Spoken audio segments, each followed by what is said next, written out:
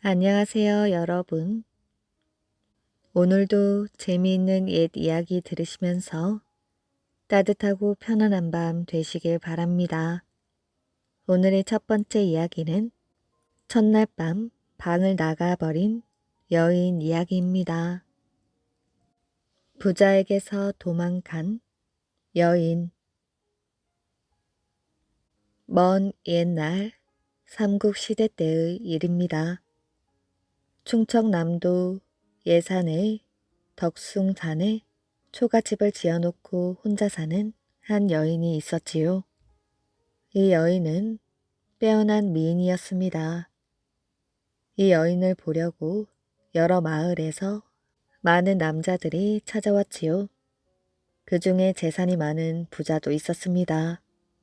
부자는 여인을 보고는 정신을 차릴 수가 없었지요. 그렇게 아름다운 여인은 난생 처음 본 것입니다. 첫눈에 반해버린 부자는 그 후 매일매일 여인을 찾아왔지요. 여인을 바라보는 것만으로도 큰 기쁨으로 여기며 여인의 집에 자주 드나들게 된 것입니다.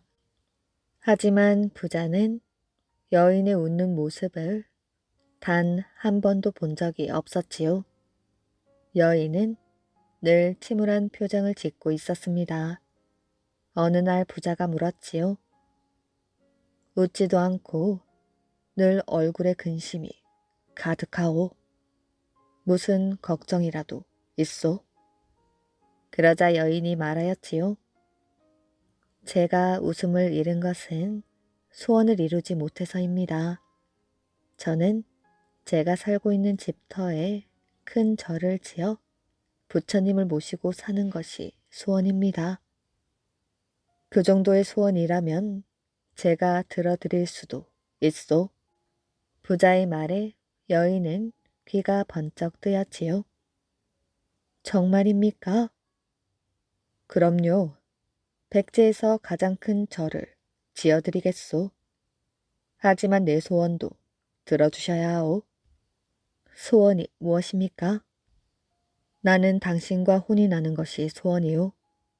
이 소원만 들어준다면 당장 절을 지어드리겠소. 여인은 고개를 끄덕였습니다. 그렇게 하시지요. 그리하여 다음 날부터 공사가 시작되었습니다. 절을 반쯤 지었을 때 부자가 여인에게 말하였지요. 공사가 잘 되고 있으니 이쯤에서 혼례를 올립시다. 그러나 여인은 고개를 절레절레 저었습니다. 공사가 아직 끝나지 않았습니다. 절을 다 짓기 전에는 당신과 혼이 날 수 없어요. 여인은 딱 잘라 거절했습니다. 부자는 아쉬웠지만 절을 모두 지을 때까지 기다리기로 하였지요. 부자는 빨리 결혼할 욕심에 인부들을 다그쳤습니다.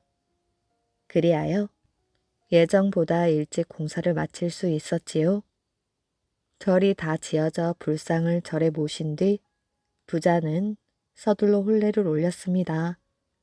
그러고는 첫날 밤을 맞이하였지요. 여인은 방 안에 다소곳이 앉아 있었습니다. 부자는 흐뭇한 눈길로 여인을 바라보았지요. 여인과 부부가 되어 평생 같이 산다고 생각하니 너무 기분이 좋았습니다. 그런데 부자가 등잔불을 끄려는 순간 여인이 슬그머니 일어섰습니다. 여인이 아무 말 없이 뒷문을 열고 밖으로 나가려고 하는 것이었습니다. 이때 부자가 어디 가오? 하고 손을 뻗어 여인을 잡으려 했습니다. 하지만 부자의 손에는 벗어난 짝뿐이었지요. 방에 혼자 남은 부자는 여인이 들어오기를 기다렸습니다. 그러나 아무리 기다려도 여인은 들어오지 않았지요. 첫날 밤에 도대체 어딜 간 거야? 부자는 뒷문을 열고 밖으로 나갔습니다. 그의 손에는 벗어난 짝이 쥐어져 있었지요. 부자는 절 뒤쪽으로 가보았습니다. 그곳에는 커다란 바위가 있었는데 여인은 그 바위 위에 앉아 있었지요. 부자가 벗어난 짝을 건네주며 말하였습니다. 바위 위에 앉아 뭐하는 것이오?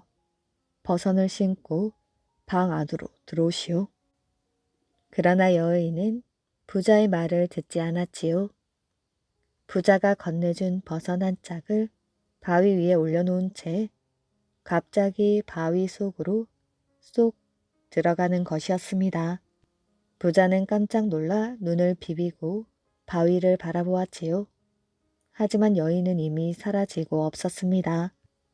부자는 방으로 돌아와 여인을 기다렸지요.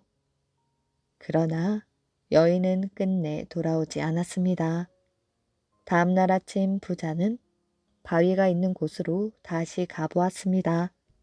바위 위에는 벗어난 짝이 놓여 있을 뿐 여인의 모습은 찾을 수가 없었지요. 그때 부자가 바위 밑을 살펴보고는 깜짝 놀랐습니다. 거기에는 처음 보는 꽃 한 송이가 활짝 피어 있었던 것입니다. 그 꽃은 마치 버선과 같은 모양을 하고 있어서 버선꽃이라고 불리게 되었지요. 그 사람들은 버선을 남겨두고 바위 속으로 사라진 여인을 관세음보살이라고 믿었습니다. 관세음보살이 사람으로 변하여 절을 세우게 했다는 것입니다. 또한 여인이 버선 한 짝을 올려놓고 사라진 바위는 버선 바위라고 불렀다고 합니다. 호랑이가 만든 무덤. 옛날 어느 마을에 사냥을 즐겨하는 사람이 있었습니다. 어느 해 가을 깊은 산 중에 들어갔다가 날이 저물어 고생을 한 적이 있었지요. 마을로 내려와 보니 사람들이 길에서 불을 지펴놓고 있었습니다. 젊은 남자들은 칼과 도끼를 들고 있었지요. 그중 한 노인이 말하였지요. 어디서 오는 길손이길래 이 밤중에 산에서 내려오는 게요? 사냥꾼은 길을 잃게 된 사연을 이야기했습니다. 이 마을에 무슨 일이 있습니까? 노인은 짚고 있던 지팡이로 우리 안에 있는 호랑이를 가리켰습니다. 저 호랑이는 우리 마을에 있는 소를 3마리나 물어간 놈이요. 저놈을 잡으려고 애를 썼는데 오늘 밤에야 우리 손에 잡힌 것이지요. 사냥꾼은 호랑이를 자세히 구경했습니다. 용맹스런 호랑이가 틀림없었지요. 비록 짐승이기는 하나 네 젊음과 용맹이 아깝구나.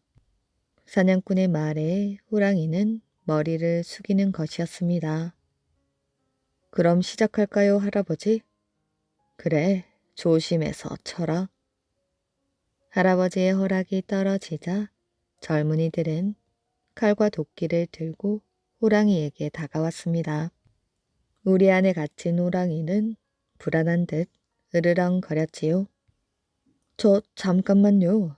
저놈을 죽인다 해도 뒷일을 알 수 없으니 제게 파십시오. 1000냥을 드리겠습니다. 1000냥이요? 길손께서는 저놈을 어디에 쓰려고 그러시오? 내 1000냥을 드릴 터이니 저 호랑이가 먹을 만한 것을 좀 주시오. 사냥꾼은 놀란 호랑이를 달래가지고 집으로 돌아왔습니다. 호랑이를 집에 데리고 온 사냥꾼은 정성껏 키웠지요. 때가 되면 너와 내가 용맹을 떨칠 수 있을 것이야. 사냥꾼은 호랑이의 머리를 쓰다듬으며 말했습니다. 세월이 흐르고 호랑이는 더 크게 자라고 사냥꾼은 늙었습니다. 어느 날 집에서 키우는 개와 호랑이가 함께 놀고 있었지요.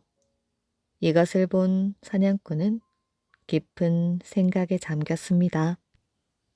생각 끝에 사냥꾼은 호랑이를 불러놓고 머리를 쓰다듬으며 말하였지요. 나는 늙고 너는 개와 함께 놀게 되었구나.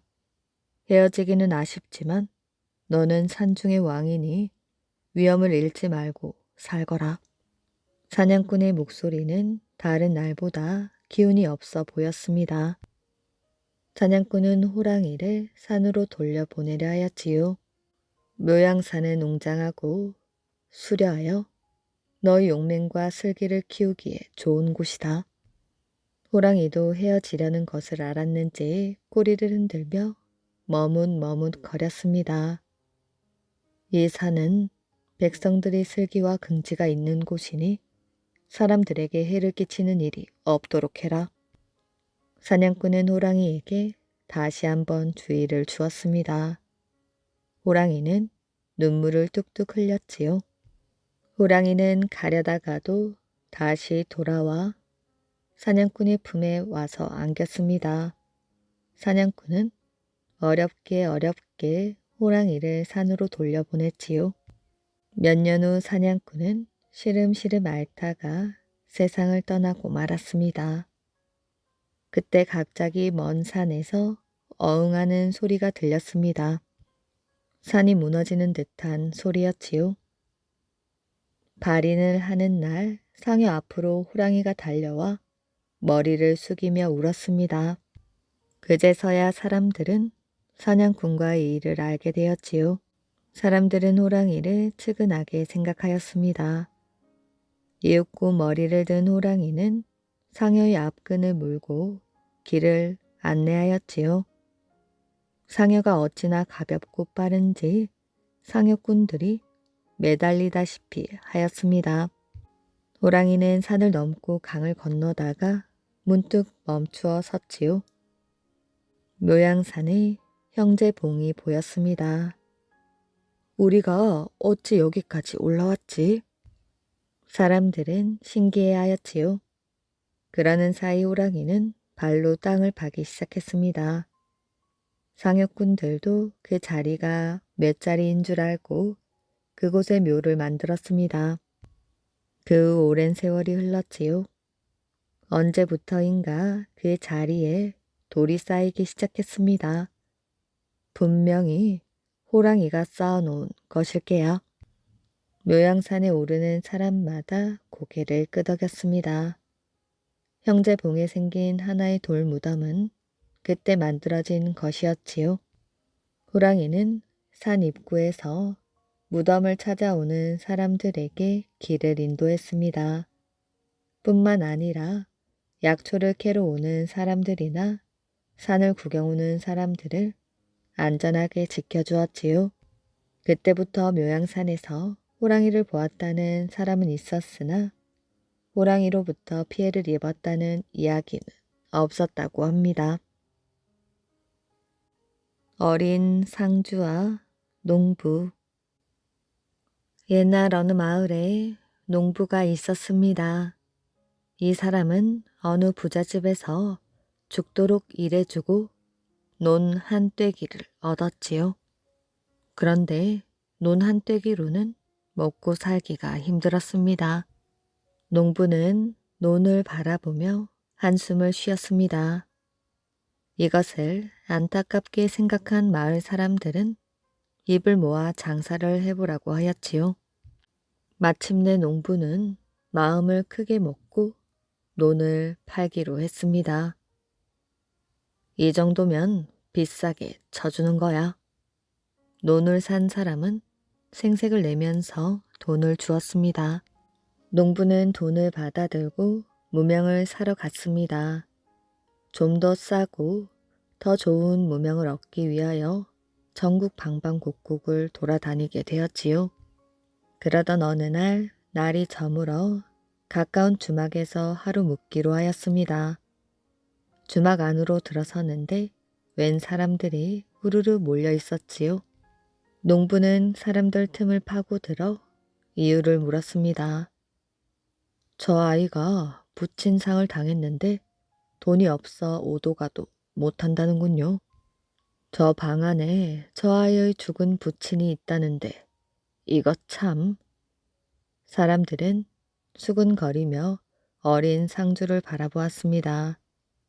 농부도 사람들 틈을 뚫고 나가 어린 상주의 얼굴을 바라보았지요.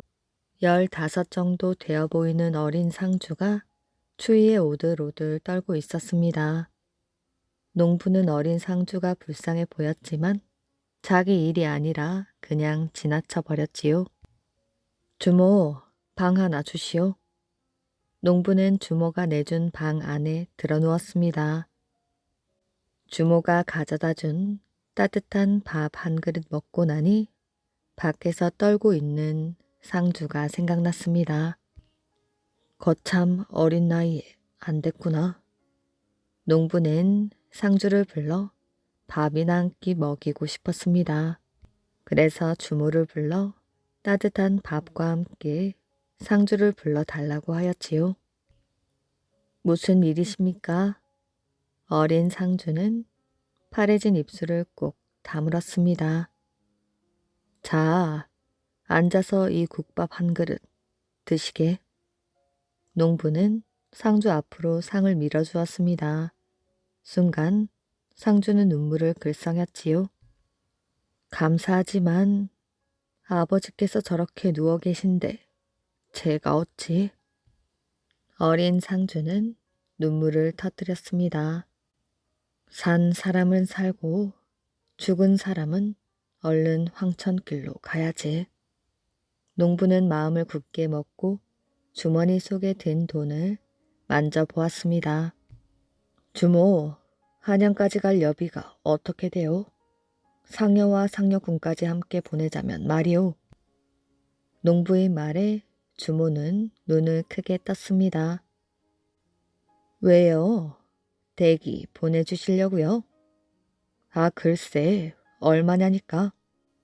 주모가 말한 액수는 농부가 가지고 있는 돈의 액수와 같았습니다. 농부는 몇 년 동안이나 고생하여 힘들게 마련한 돈인데 이렇게 다 쓸 생각을 하니 가슴이 아팠습니다. 하지만 어린 상주가 너무 안 돼 보여 모른 척 할 수가 없었지요. 여보게, 자네가 이 국밥을 다 먹는다면 내가 여비를 구워주지. 어린 상주는 돈을 구워주겠다는 말에 귀가 솔깃하였습니다. 그래서 허겁지겁 밥을 먹어 치웠지요. 명심하게 이것은 내가 구워주는 것이야. 나는 전라도 확 마을에 사는 정씨라고 하네. 농부는 종이에다 집 주소를 적어준 다음에 상주에게 돈을 건넸습니다. 돈을 받아든 어린 상주는 정씨에게 절을 하며 눈물을 흘렸습니다. 다음날 날이 밝자마자 상주는 사람을 사서 상제를 태워 한양으로 향했습니다. 농부는 손을 흔들며 자신이 참 잘했다는 생각을 하였지요.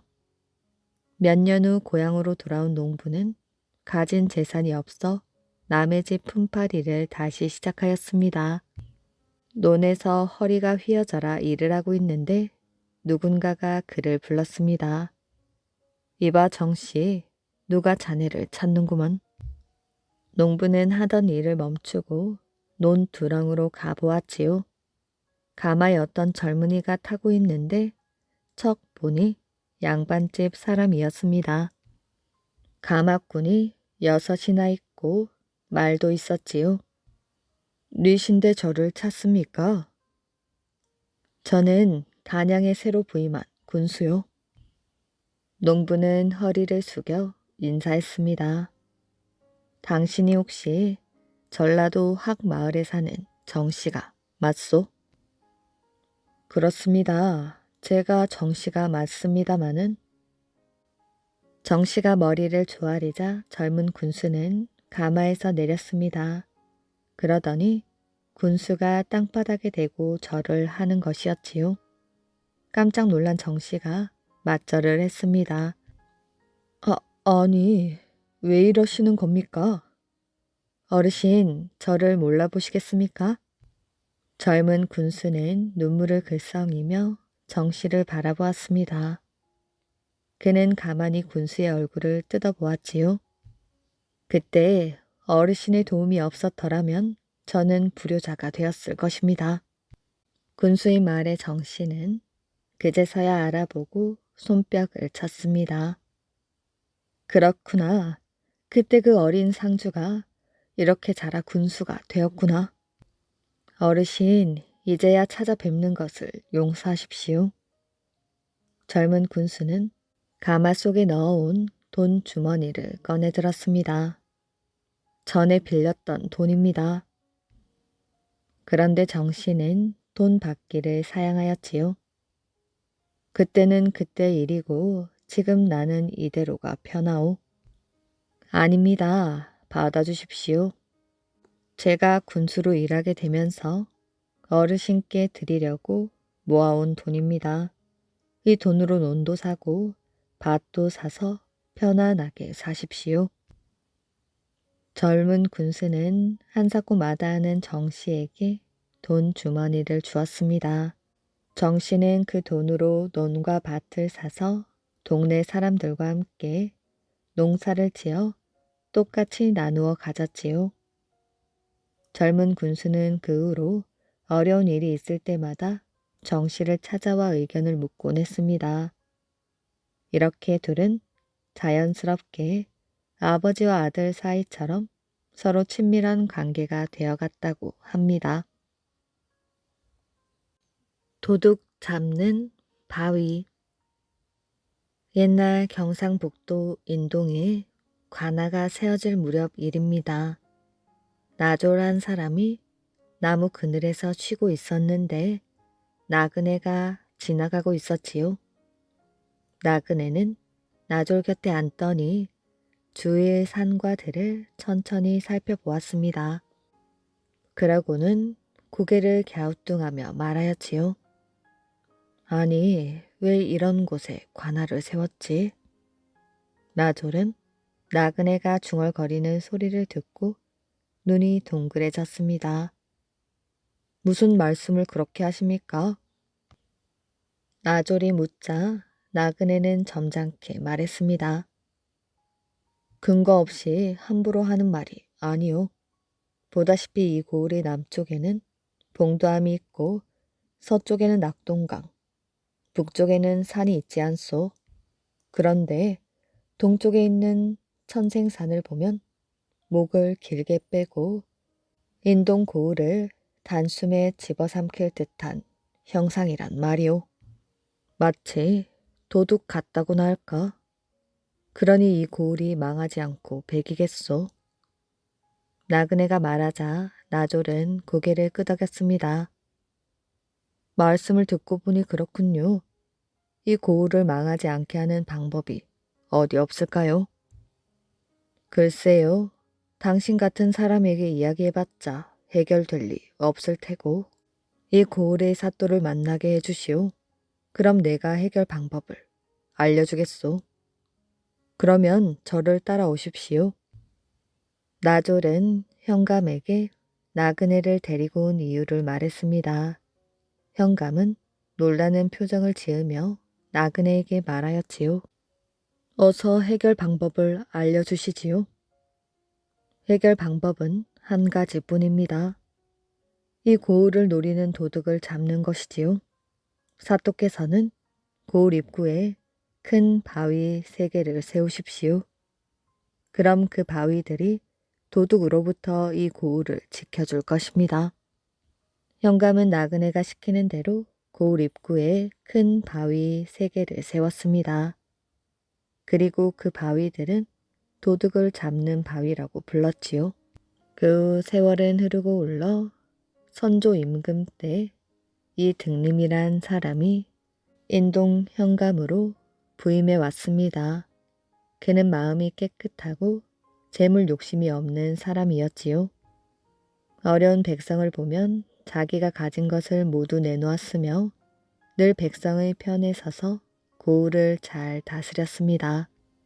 우리 고을 사또는 정말 백성을 사랑하는 분이야. 그렇고 말고 어려운 백성들을 잘 보살펴 주시기 때문에 사또 어른이 오신 뒤부터는 굶주리는 백성들이 없어졌잖아. 영감은 백성을 위해 일하는 관리로 전국 방방곡곡에 소문이 자자했습니다. 그런데 그는 인동에 온 지 1년 만에 다른 곳으로 옮겨가게 되었지요. 백성들은 헤어지게 된 것을 못내 아쉬워하며 눈물을 흘렸습니다. 영감은 하인들에게 짐을 짊어지게 한 뒤 관할을 나섰지요. 백성들은 고을 입구까지 따라와 작별의 인사를 했습니다. 영감 일행은 도둑을 잡는 바위를 지날 때 영감이 하인의 보쯤에 달려있는 새 집신을 보았습니다. 영감은 집신을 가리키며 물었지요. 너는 집신이 두 켤레로구나. 새 집신은 어디서 난 것이냐? 하인이 대답했습니다. 아, 이것은 아전이 제게 선물로 준 것입니다. 제가 신고 있는 집신이 해진 걸 보고 도중에 갈아 신으라고요. 뭐라? 그 집신은 아전이 직접 볏집으로 삼은 것이 아니라 관아의 소유로 되어 있는 물건이거늘 내 어찌 사사로이 그것을 받았느냐? 빨리 새 집신을 이곳에 걸어놓지 못할까? 영감에게 꾸중을 들은 아이는 보쯤에서 집신을 떼어 바위에 걸었습니다. 그리고 현감을 따라 고을을 떠났지요.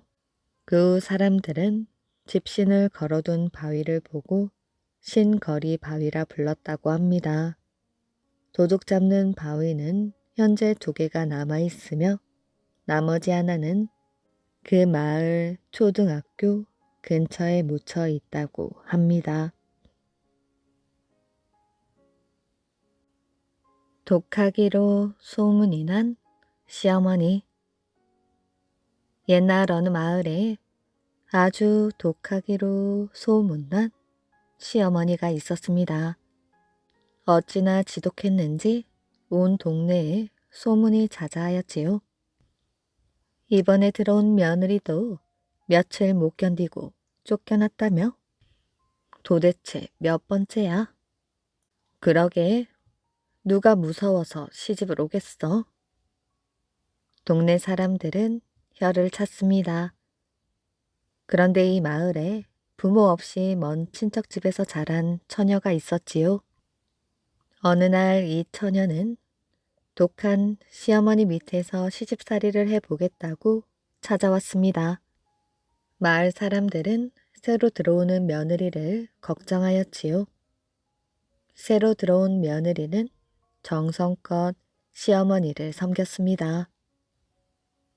이번만큼은 며느리가 도망가는 것을 막아야겠어. 아버지, 저도 마찬가지예요. 이번엔 절대로 색시가 쫓겨나지 않도록 하겠어요. 아들은 이를 악물었지요. 오라버니, 저도 이번에 들어오는 올케가 마지막이에요. 어떤 일이 있어도 쫓겨나는 것을 막아야 해요. 딸들도 마찬가지였습니다. 식구들은 이번 며느리만큼은 쫓겨나지 않도록 해야 한다고 결심하였지요. 어떻게 해서든 시어머니의 나쁜 버릇을 고쳐야겠다고 말입니다. 시어머니는 집안의 중요한 살림살이와 쌀이 있는 뒤주 열쇠를 쥐고 있었습니다. 언젠가는 며느리에게 내주어야 하는 열쇠였지요. 그러나 시어머니는 열쇠를 손에 꼭 움켜쥐고 내주지 않았습니다. 며느리도 열쇠를 달라는 말을 못하였지요. 이번 며느리는 어찌나 성품이 곱고 부지런한지 여기저기에서 칭찬이 끊이지 않았습니다. 그러나 시어머니는 며느리를 보기만 하면 잔소리하였지요. 그러던 어느 날 다른 식구들이 모두 밖에 나가고 없었습니다. 집 안에는 시어머니와 며느리만 있었지요. 얘야, 설거지가 이게 뭐냐? 깨끗이 닦으라고 하지 않았니? 그리고 빨래는 했느냐? 물은 길어왔고 도대체 시키는 일을 제대로 하는 것이 없구나. 시어머니는 쉬지 않고 며느리를 야단쳤습니다. 바로 그때 며느리가 갑자기 시어머니의 팔뚝을 잡아 비틀었습니다. 아이고, 팔이야. 며느리가 시어머니 죽이네. 시어머니는 고래고래 소리를 질렀지요. 그러나 아무도 듣는 사람이 없었습니다. 며느리는 아랑곳하지 않았지요. 시어머니는 팔을 빼보려고 했지만 젊은 며느리의 힘을 당할 수가 없었습니다. 식구들이 오면 너는 쫓겨날 줄 알아라. 시어머니는 화가 나서 씩씩거렸지요.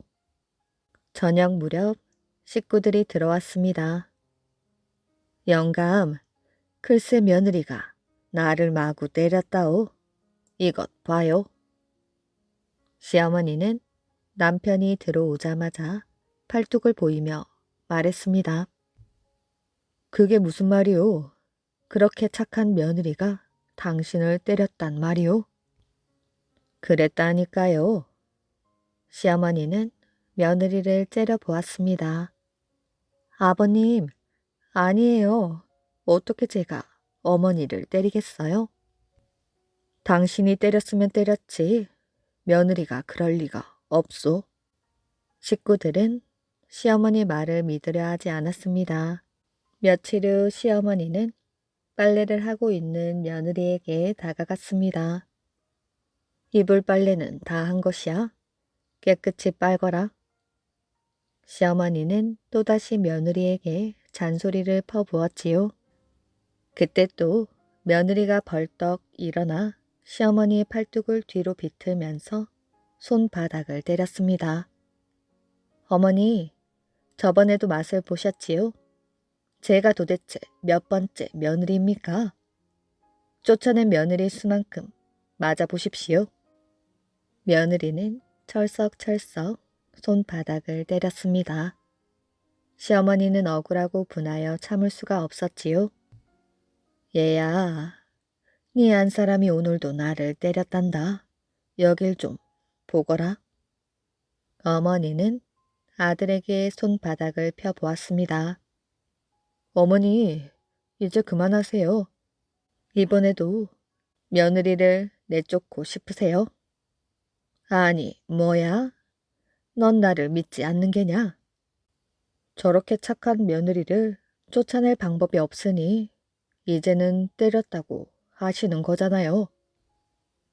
식구들은 며느리를 애처롭게 쳐다보았습니다. 아이고, 억울해. 시어머니는 방바닥을 치며 엉엉 울었지요. 마침내 시어머니는 끙끙 앓기 시작했습니다. 마음의 병이라 약을 먹어도 낫지 않았지요. 어느 날 점쟁이가 말하였습니다. 시어머니 몸에 귀신이 들어가 병이 난 것 같습니다. 귀신을 쫓아내려면 복숭아 나무 가지를 꺾어 환자를 때리면 됩니다.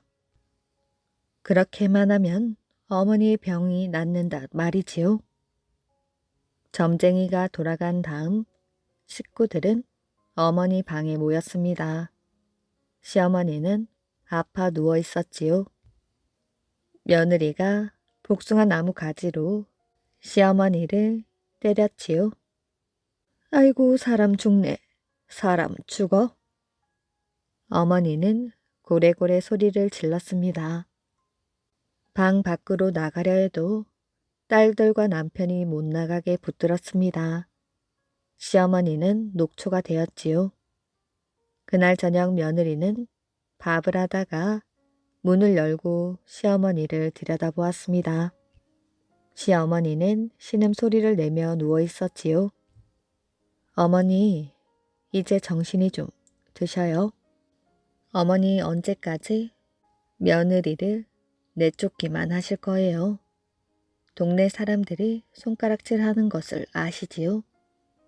저는 평생 어머니를 모시고 잘 살려고 무섭다는 소문을 듣고도 시집을 왔습니다. 저는 여기서 쫓겨나면 갈 데도 없어요. 얘야, 내가 다시는 안 그러마. 시어머니는 며느리의 손을 꼭 잡았습니다. 어머니, 제가 쫓겨나지 않으려고 이런 꾀를 내었습니다. 그동안 많이 아프셨지요? 용서해 주세요. 내가 그동안 정말 미안했다. 우리 앞으로는 재미있게 살아보자꾸나. 시어머니는 눈물을 흘렸습니다. 어머니, 며느리도 울음을 터뜨렸지요. 얘야, 이걸 바꿔라. 뒤주 열쇠이다. 어머니, 고맙습니다. 그 뒤 시어머니와 며느리는 서로를 위해주며 재미나게 잘 살았다고 합니다. 귀신도 못 당한 구두쇠. 옛날에 구두쇠의 집에 얹혀 살고 있는 귀신이 있었습니다. 그런데 이 구두쇠가 얼마나 지독한지 귀신을 위하여 제사 한번 지내지 않았지요. 그래서 그 집에 사는 귀신은 굶어 죽을 지경이었습니다. 견디다 못한 귀신은 친구 귀신을 찾아가서 하소연을 하였지요. 내 얼굴 좀 보게. 이렇게 반쪽이 되었다네. 이게 다 지독한 구두쇠 영감 때문이지. 다른 집에서는 다들 고사를 지낸다. 고슬한다 하여 귀신을 위해 푸짐하게 한 상 차려주고 있지 않나. 하지만 우리 집 구두쇠 영감은 어찌나 지독한지 귀신에게 상을 차려주기는커녕 조상 제사도 지내지 않는다니까. 세상에 자네가 고생이 많겠구만. 이러다가는 굶어 죽게 생겼다고. 그래서 자네에게 도움을 청하러 왔지 않나. 그 구두쇠 영감에게 밥이라도 한 끼 얻어먹을 방법이 없을까? 친구 귀신은 눈을 감고 깊은 생각에 잠겼습니다. 그리고 한참 뒤 이렇게 말했지요. 좋은 생각이 떠올랐네. 내가 시키는 대로 해보겠는가? 정말인가? 어서 말해보게. 혹시 그 구두쇠 영감의 집에서 개를 키우지 않나? 그렇네. 그 개를 끌어다 지붕 위에 올려놓게. 그러면 그 집에서는 틀림없이 개를 잡을 걸세. 옛말에 개가 지붕 위에 올라가면 집안이 망한다고 하질 않나? 그럼 덕분에 자네는 고기를 얻어먹을 수 있지 않겠는가? 그거 참 좋은 방법이군. 귀신은 얼른 집으로 돌아와서 친구 귀신이 시킨 대로 구두쇠 영감의 개를 지붕 위에 올려놓았습니다. 그러자 개는 겁이 나는지 더욱더 큰 소리로 짖어대었지요. 그때 구두쇠 영감이 방 안에서 나왔습니다. 개는 구두쇠 영감을 보자 반갑다는 듯 더욱 소리를 높여 짖었습니다. 그러자 구두쇠 영감은 지붕 위에 있는 개를 바라보며 큰 소리로 말했습니다. 우리 개는 보통 영리한 게 아니야. 우리 마을에서 저 개만큼 집을 잘 지키는 개도 없을걸. 아버지, 개가 어쨌다고요? 마침 대문으로 들어서던 구두쇠의 아들이 아버지에게 물었습니다. 얘야, 저것 좀 보거라. 우리 집 개가 지붕 위에 올라가 있지 않느냐? 집 주위를 얼씬거리는 도둑이 없는지 위에서 살펴보려는 개지. 말 못하는 짐승이 어찌 저리도 영리한지. 귀신은 울상이 되었습니다. 고기를 얻어먹을 줄 알았는데 계획이 물거품이 되고만 것입니다. 귀신은 다시 친구 귀신을 찾았지요. 친구 귀신은 잠시 생각에 잠기더니 입을 열었습니다. 구두쇠 영감의 집에서 소를 키우는가? 그렇네. 그러면 외양간에 가서 소의 고삐를 풀고 바닥에 눕혀놓게. 소의 네 다리를 천장으로 향하게 해서 말이야. 그럼 구두쇠 영감은 소가 병에 들었다고 생각하여 소를 잡아먹을 게야. 오, 그것도 좋은 방법이군. 귀신은 얼른 집으로 돌아와 구두쇠 영감의 소 누렁이가 있는 외양간으로 갔습니다. 그리고 친구 귀신의 말대로 소의 고삐를 풀고 소의 다리를 천장으로 향하게 하여 바닥에 눕혀 놓았습니다. 잠시 뒤 그릇의 영감이 외양간에 들렀지요. 우리 집 소는 정말 영특하단 말이야. 외양간 바닥이 질척질척하여 발이 젖었다고 누워 다리를 벌리고 있지 않나? 귀신은 한숨을 내쉬었습니다. 이번 일도 실패였지요. 할 수 없이 귀신은 다시 친구 귀신을 찾아갔습니다. 귀신의 말을 들은 친구 귀신은 고개를 절레절레 흔들었지요. 뭐 그런 인간이 다 있나? 우리 힘으로는 도저히 못 당하겠으니 염라 대왕님을 찾아가서 부탁해 보게나. 그리하여 귀신은 염라 대왕을 찾아가서 이제까지 있었던 일을 모두 털어놓았습니다. 사정이 딱하게 되었구나. 걱정 말거라. 내가 구두쇠 영감에게 밥을 얻어먹게 해줄 터이니. 염라 대왕은 귀신에게 감투 하나를 주었습니다. 이 감투를 빌려줄 터이니 이것을 가지고 가서 구두쇠 영감의 머리에 씌우도록 해라. 그러면 구두쇠 영감은 머리가 아프다고 펄펄 뛸 게야. 사람들은 갑자기 머리가 아프면 귀신이 붙어 그렇다고 생각하게 마련이지. 그래서 귀신을 달래어 아픈 머리를 낫게 하려고 밥을 물에 말아 내놓을 것이다.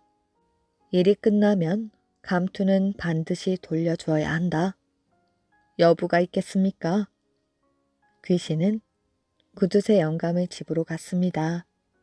마침 구두쇠 영감은 빗자루로 마당을 쓸고 있었지요. 귀신은 살금살금 다가가 구두쇠 영감의 머리에 감투를 씌웠습니다. 그러자 구두쇠 영감이 마당을 대굴대굴 구르는 것이었지요. 아이고 머리야. 구두쇠 영감의 비명 소리에 집안 식구들이 모두 달려왔습니다. 모두들 놀란 얼굴로 어쩔 줄 몰라 하였지요. 갑자기 그렇게 머리가 아픈 건 귀신이 붙어 그런 것이라오. 당장 가서 밥에 물을 말아올 테니 조금만 참으시구려. 영감의 아내는 이렇게 말하며 부엌으로 향했습니다. 그러자 구두쇠 영감은 머리를 감싼 채 버럭 고함을 질렀지요. 쓸데없는 짓 하지 마시오. 왜 아까운 밥을 귀신에게 준다는 것이오. 그리고는 계속 마당을 구르며 아들에게 말했습니다. 얘야, 창고에 가서 도끼 좀 가져오너라. 이왕 죽을 목숨 머리에 붙은 귀신이나 없애야겠다. 그러나 이 말을 듣고 오히려 놀란 것은 귀신이었습니다. 구두쇠 영감이 도끼로 머리를 내리친다면 염라 대왕에게 빌린 감투가 망가지게 될 게 뻔하기 때문이었지요. 귀신은 구두쇠 영감에게 달려들어 감투를 벗겨내었습니다. 그리고 다시 염라 대왕을 찾아갔지요. 염라 대왕은 고개를 내저으며 이렇게 말했습니다.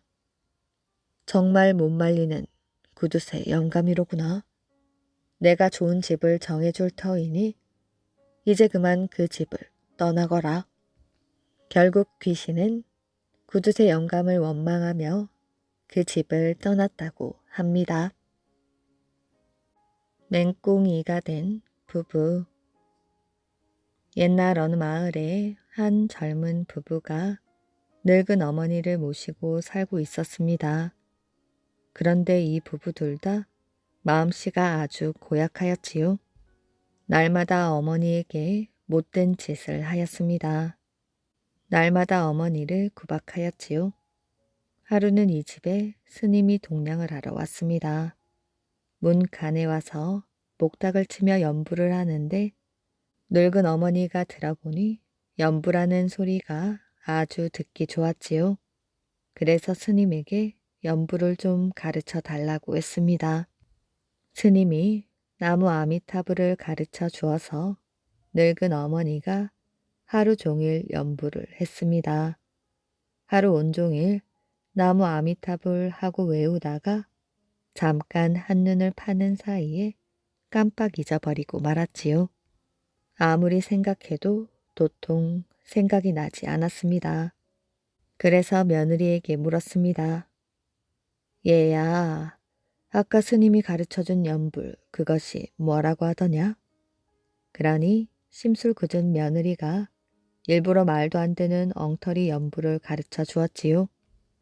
앞집 영감도 내 영감, 뒷집 영감도 내 영감이라고 하지요. 어머니는 그 말을 고지 듣고 그때부터 이 말도 안 되는 연불을 했습니다. 앞집 영감도 내 영감, 뒷집 영감도 내 영감 하고 하루 온종일 그것만 외웠지요. 그게 진짜 연불인 줄 알고 말이지요. 그랬더니 아들이 그 소리를 듣고 소리를 질렀습니다. 저 늙은이가 기어이 미쳤구나. 화가 난 아들은 어머니를 들쳐업고 나갔습니다. 그러고는 강으로 가서 강 옆에 어머니를 버려두고 왔지요. 어머니는 그곳에서도 계속 연불만 했습니다. 말도 안 되는 연불이었지만 온 정성을 다하여 외웠지요. 그런데 그때 하늘에서 7빛깔 무지개가 둥둥 떠서 날아오더니 어머니를 싣고 다시 두둥실 올라갔지요. 어머니는 무지개를 타고 가면서도 쉬지 않고 연불을 하였습니다. 그런데 집에서 아들 며느리가 보니 어머니가 무지개를 타고 하늘로 올라가는 것이 보였지요.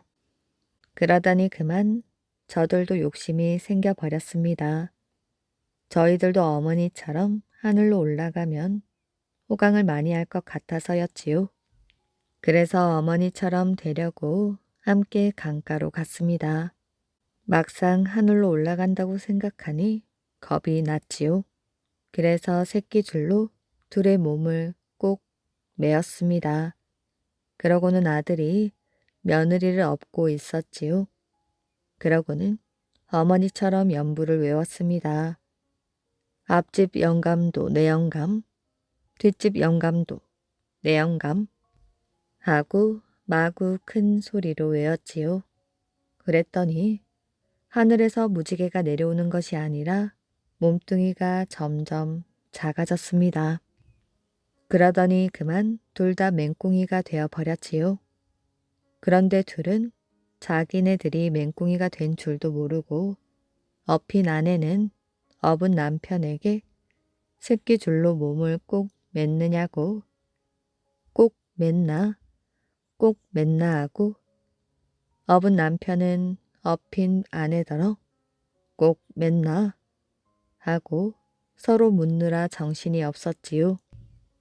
그렇게 꼭 맸나 꼭 맸나 하는 소리가 나중에는 맹꽁맹꽁 하는 소리가 되었다고 합니다.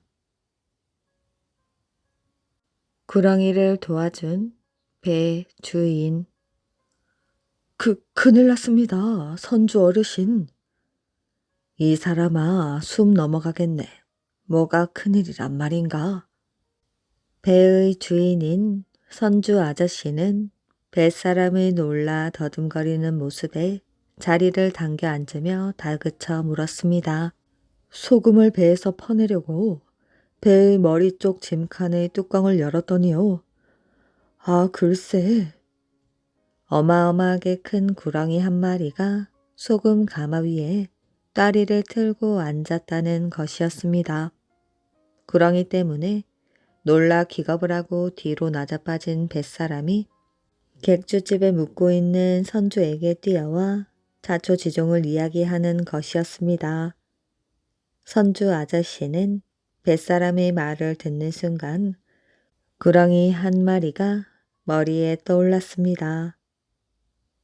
선주 아저씨는 신안군에 있는 장산도에서 소금을 200가마쯤 실을 수 있는 자그마한 진배 한 척을 가지고 있었습니다. 장산도에는 염전이 많이 있었어요. 선주 아저씨는 여름이면 염전에서 나온 소금을 사서 배에 싣고 목포나 영산강을 따라 올라가 영산포에서 장사를 하여 이익을 남기고 그 돈으로 쌀을 사가지고 와서 섬에다 팔아 이익을 남기는 안팎 장사를 하는 사람입니다. 선주 아저씨가 가지고 있는 배라야 고작 소금 200가마 정도밖에 실을 수 없는 것이어서 소금을 배 안 가득 싣고 가서 팔아도 남는 이무는 별게 아니었지요. 매년 그래왔듯이 이번에도 소금을 싣고 영산포를 향해 가고 있었습니다. 배가 섬 사이를 빠져나와 탁 트인 바다를 중간쯤 지날 때 바람 한 점 불지 않는 한낮 노를 젓느라 선주 아저씨도 뱃사람도 온 몸이 땀 범벅이 되어 있었지요. 선주님, 저기 저것이 무엇입니까? 뱃사람이 젓던 노를 쉬면서 손가락으로 가리키는 곳에 바다 위로 작은 물결을 만들며 배를 향하여 다가오는 것이 보였습니다. 햇빛에 반사되는 물빛 때문에 그것이 무엇인지 얼른 알아볼 수가 없었어요. 그것이 배 가까이 왔을 무렵에 두 사람은 기겁을 하고 말았습니다.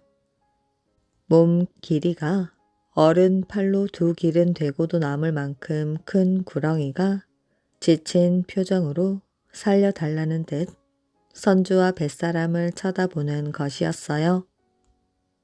구렁이가 어떻게 해서 이 바다 한가운데로 헤엄쳐 들어오게 되었는지 그런 걸 생각해 볼 정신이 아니었습니다. 선주 아저씨는 정신이 아뜩했습니다. 구렁이는 영물이라는데 살려달라는 저 녀석을 모른 척 내팽개친다면 혹시 복수하지는 않을까? 선주 아저씨는 그 순간 좋은 생각이 떠올랐어요. 구렁이를 살려주면서도 배 위로는 올라오지 못하게 하는 방법 말이지요. 선주 아저씨는 손에 쥐고 있던 삿대를 바다에 던져 주었습니다. 삿대가 바다에 던져지자 깜짝 놀란 듯 멈칫거리던 구렁이는 이내 머리를 삿대 쪽으로 돌리더니 삿대를 칭칭 감고는 쉬는 것이었어요. 혀를 날름거리며 고맙다는 인사라도 보내는 것 같았습니다. 그날 밤중 무렵부터는 빗방울이 떨어지기 시작하였습니다. 다음날 저녁 때쯤 배가 영산포에 닿았지요. 선주 아저씨는 장마가 들기 전에 소금을 팔고 쌀을 사서 다시 장산도로 돌아가야 했습니다. 그런데 그놈의 구렁이 때문에 소금을 배에서 퍼낼 수가 없었지요. 날짜는 자꾸 가고 객주집에 내야 할 돈은 올라만 가는데 어찌할 바를 몰랐습니다. 선주 아저씨는 우라통이 치밀어 술만 마셔댔습니다. 그 구렁이가 언제 어떻게 감쪽같이 배에 올라왔는지 아무리 생각해도 알 수가 없었지요. 구렁이는 영물이라는데 귀신처럼 재주를 부렸는지도 모른다는 생각을 하자 그 녀석이 언제 어느 때 이 방에까지 쳐들어올지도 모른다는 생각까지 들었습니다. 선주 아저씨는 날마다 뱃사람을 시켜 배에 가보게 하였지요. 지금도 그냥 그 자리에 있던가? 예, 그 자리에 있습니다. 큰일 났군. 오늘이 벌써 보름째 아닌가? 소금을 팔아봤자 밥값도 안 되겠네. 그렇게 20날쯤 지났습니다. 서울에서 상인들이 내려와 소금을 몰아 산다는 소문이 퍼졌지요. 장마가 들기 전에 소금을 사가려는 상인들이었습니다. 장마가 들면 소금 생산이 중단되고 그러면 자연히 소금 값이 오를 것이기 때문이지요. 1000가마씩 실을 수 있는 커다란 소금 배가 수십 척 내려와 소금이란 소금은 몽땅 사들였습니다. 소금 값이 하늘 높은 줄 모르고 뛰어 올랐지요. 중간 상인들이 소금을 사 가지고 서울 상인들과 흥정을 하느라 매점 매석과 투기가 일어난 것입니다. 선주 아저씨가 장산도에서 사올 때의 값보다 30배도 더 올랐습니다. 서울 상인들은 배를 채울 만큼 소금을 샀는지 떠날 채비를 하였지요. 선주 아저씨는 더 이상 구렁이가 나가주기만을 기다리고 있을 수는 없었습니다. 서울 상인들이 떠나고 나면 소금 값이 떨어질 게 뻔한 일이었지요. 선주 아저씨는 몽둥이를 하나 단단히 움켜쥐고 배로 갔습니다. 몽둥이로 구렁이를 두들겨 패서 내쫓고라도 소금을 팔아야겠다고 결심하였지요. 선주 아저씨와 뱃사람은 배에 올라가서 발소리를 죽이며 구렁이가 따리를 틀고 있는 이물 쪽으로 다가갔습니다. 뱃사람이 몽둥이 끝으로 가판에 있는 창고의 문을 열었지요. 환한 빛이 창고에 쏟아져 들어갔습니다. 선주 아저씨는 몽둥이를 높이 치켜들고 창고 안을 노려보았어요. 팔뚝보다 굵은 구렁이가 따리를 들고 소금 가마 위에 앉아 있는 것이 보였습니다. 두 사람은 동시에 몽둥이로 구렁이를 힘껏 내리쳤습니다. 이놈의 구렁이! 그런데 구렁이는 몽둥이를 맞고도 꿈쩍도 하지 않았어요. 두 사람은 다시 몽둥이를 치켜 들었습니다. 그런데 아니 이 사람아, 이건 구렁이가 아니지 않는가? 그것은 구렁이가 아니라 배에서 쓰는 굵은 밧줄이었습니다. 바다에서 보았던 구렁이의 놀란 가슴이 어두컴컴한 창고 구석 소금 가마 위에 놓여있는 밧줄을 구렁이로 잘못 보게 만든 것이었습니다. 선주 아저씨는 많은 돈을 벌었어요. 소금 값이 절정에 달해 있을 때였거든요. 아무튼 선주 아저씨는 그때 번 돈으로 2000가마씩 싣는 소금 배를 샀고 장사가 잘 되어 금방 부자가 되었습니다. 바다에서 구해준 구렁이가 은혜를 갚은 것이라는 소문도 자자하였지요. 이야기 재미있게 잘 들으셨나요? 오늘의 이야기는 여기까지입니다. 오늘도 이야기를 들어주셔서 정말 감사합니다. 오늘도 편안한 밤 되시길 바랍니다.